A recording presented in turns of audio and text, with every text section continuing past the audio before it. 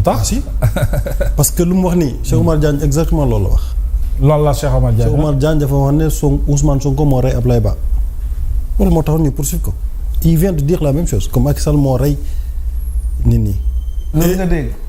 loolu nga wax. loolu nga dégg wala waxoo loolu. ah est-ce que loolu nga dégg. loolu laa dégg il a pas dit ça. si. Sénégalais yaa ngi si loolu laa dégg. loolu nga dégg amul problème. nga ne moom moo rey ñii de. responsabilité. non li nga mujjee wax loolu nga wax. waaw moom laa dégg. waaw de toute façon. absolument on verra.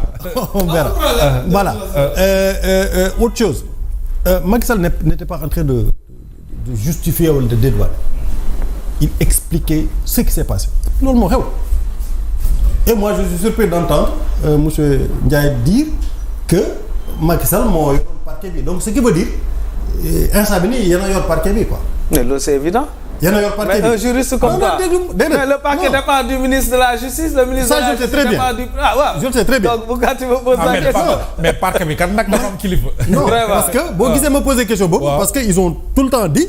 ñoom musuñu wax parquet nii wala naa. ah non on a. si. non il faut le sortir. Ousmane Sonko l'a dit une fois. non au contraire nee na amoon naa sañ-sañ wax ministre de la justice ministre de la justice sant procureur. amoon naa sañ-sañ bi la wax. ma ne donc loolu musul dëgg. bàyyi ma terminer. allez-y wax na ko n fois. oui. n fois. donc je pense que loolu teguwul ci lu wér quoi en fait. et aujourd'hui il faut que les gens avancent. il faut que les gens avancent et Macky Sall n'a jamais dit qu'il faisait un troisième mandat musul wax loolu Macky Sall a refusé qu'on lui impose un agenda et c'est ce que Bassirou Diomaye Faye est en train de faire et je suis parfaitement d'accord avec Bassirou Diomaye Faye. oui. wala déet. les gens qui lui disaient non il faut nga wax. ndax da ngay bokk doo bokk du yéen a dem palais ngeen bëgg a imposer Bassirou Diomaye Faye pour mu wax ndax candidat en 2029 ou pas mais qu'est-ce que vous avez répondu la même chose que Macky Sall avait répondu. Pourquoi Bassirou Diomaye doit vous dire vous que il va être candidat en 2029 ou pas lu tax loolu non il l'a dit. yow nouvelle responsabilité nga nekk vraiment régler ce problème entre ton mentor le candidat de Macky Sall Amadou Ba bi nga xam ne Macky Sall jàppalewu ko mu fëcc ci Sénégalais yéen loolu ngeen war a régler avec Macky Sall mais bu leen régler le problème dans notre cas. c'est pas votre cas de Bassirou Diomaye Faye c'est le président de la République du Sénégal. mais oui mais il est le candidat de Pastef et il a la gouvernance de Pastef entre ses mains. bon loolu moom. ah oui c'est la réalité. parce que yéen même vous n'êtes même pas d'accord par rapport à ça en tout cas ce que je veux dire. Bassirou Diomaye c'est le président de la République. waaw et man je le soutiens par rapport à ça. moi je suis par rapport à une candidature en 2029. yéen du ngeen toppatoo seen candidature. non par rapport à sa position de ne pas répondre parce que voilà exactement. à la question boo xam ne nit ñi dañ koy laaj. jotagul waaw mais c'est son droit. waaw c'est son droit. ça mais c'est différent de Macky Sall. parce que Macky Sall dafa ne woon 2 mandats laa mën a yem avant élection présidentielle. avant 2019. est-ce qu'il a dit le contraire? mais si il a dit le contraire. nee na la constitution me permet de briguer un autre mandat. non mais loolu la wax. non. si vous vous rappelez. il a dit clairement la constitution ne m'interdit pas de briguer un autre mandat. il l'a dit après 2019. oui mais avant 2019 il avait dit le contraire. ñu laajte Ismaïla Madior Fall mu ne en principe. et ça c'est après les élections. très bien bon ça c'est l'histoire récente. il faut qu'on s'écoute. terminé. je suis désolé de vous couper mais je devais rétablir ça. mais c'est important le débat interactif n'a jamais dit qu'il allait faire le troisième mandat. musul wax loolu. waxu ko explicitement mais dans les faits gestes. tu es avocat mon cher. Il y a les gestes les actes qui parlent. Le commentaire il est libre. les faits sont sacrés le commentaire il est libre. c'est ça loolu vous êtes libre de commenter mais j'ai dit. il n'a jamais dit qu'il allait faire un troisième mandat. dire que la constitution me permet et que je vais faire un troisième mandat et poser des actes allant dans le sens de faire un troisième mandat c'est très différent. En fait Macky Sall c'est du passé. Vraiment depuis 2 ans il n'est plus là. Il faut quand même qu'on s'occupe des problèmes des Sénégalais quoi. mais il y a un problème qui persiste maître muy problématique bi ñu nekk di débattre à chaque fois ñoom même ci seen camp les Sénégalais lambda yu bokkul fenn mais demandent justice sur ce qui s'est passé. mais maintenant ban yoon la ñu war a mën a jaar. ba teg justice Mohamed Diop yow yaay def justice wala man. déedéet ñoom ñoo yor parquet on vient de le dire. waaw eh bien ils attendent quoi. Ils attendaient quoi. les dossiers sont en cours. les dossiers sont en cours maintenant dossier Mohamed dossier wu 2021 pour nga gérer ko léegi day jafe. mooy mais les dossiers sont ouverts. ça tout le monde le sait. si. ban dossier moo ouvrir. Si les dossiers sur les violences sur ceux qui ont été tués sont ouverts. Ça fait maintenant yéen ngeen waroon def enquête avant 2024 defoo leen ko.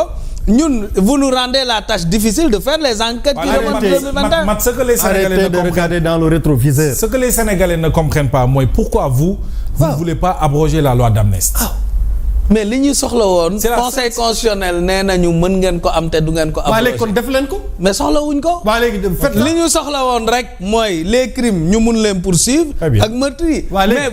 boo abrogé tey la loi d'amnistie loo bëgg ngay topp tous les jeunes yi doon génn ci mbedd bi di sànni xeer ba tey mais loolu c'est improductif ce n'est même pas possible ba tey mais poursuivez arrêtez de parler c'est-à-dire que mais ñu ngi poursuivre maître yow da nga gis kuñ Macky Sall da ngeen ko bëgg si les dossiers sont ouverts moom vous dites qu'il a tué poursuivez oui Macky Sall nag votez une mise en accusation vous avez la c'est ça en fait c'est la question vous avez la majorité à l'Assemblée non oui qu'est-ce que vous empêche de le faire waaw loolu dafa guñ ko mais rien ne nous dit que arrêtez d'accuser les gens mais écoute maître rien ne nous dit que bu ñu enquête yi avancé mu remonter ba ci Macky Sall comme par exemple affaire auto nervi yi dem li ngeen di waxee vous n'avez pas besoin d'enquête vous dites que moom moo rey kay waaw mais am na lu Sénégalais yi gis mais preuve il faut être logique et cohérent entre gis dara ak apporter les preuves constituer un dossier c'est différent donc il faut bu dossier yi remonté ba Macky Sall. donc il faut avoir la retenue ñu mun ko avant de dire partout que moo rey donc il est la retenue. oui mais maître on a parlé de la responsabilité de Macky Sall depuis le début de cette crise. ñun loolu la ñu wax. sa responsabilité est entière. oui mais j'ai pas dit Macky Sall moo rey. il peut pas être derrière les gâchettes. maintenant est-ce que la responsabilité n'est pas partagée ci situation parce que souvent on dit que Macky Sall sa responsabilité elle est engagée mbir yi ba mu amee ñaari pàcc la alors que vous étiez à l'opposition ou dans l'opposition est-ce que on ne peut pas convoquer la responsabilité du parti PASTEF qui était à l'époque dans l'opposition? Nous tous on participait aux manifestations on participait comme en 2011-2012 on a participé aux manifestations pour contre le régime de Wade quand il voulait nous imposer sa loi à l'Assemblée nationale. Oui. Donc loolu opposition da ko mus di def. mais je vous donne l'exemple de la France. Macron bu muy soog a ñëw gilets jaunes yi ñëw nañu. ils ont cassé dans les rues de Paris man amoon naa vol début conflit bi c'était annulé à cause de ça donc. mënuñu ne fépp foo xam ne am na ay manifestation rek daa war a am mort d'homme opposition yàgg nañu manifester te ay mort d'homme du am donc mënuñu tey ne l'opposition personne ne recherche la mort d'homme personne. j'ai pas dit ça. mais dama ko bëgg a wax rek. quand on parle de la responsabilité c'est malheureux c'est des actes yoo xam ne sax mais personne n'a recherché la mort de quelqu'un. Ouais, mais on pouvait éviter ça. D'abord. li jën a yokk crise bi je l'ai dit ambiance su troisième mandat. Non seulement ambiance au troisième mandat mais l'histoire il avait empêché 2 candidats d'être candidats il voulait empêcher son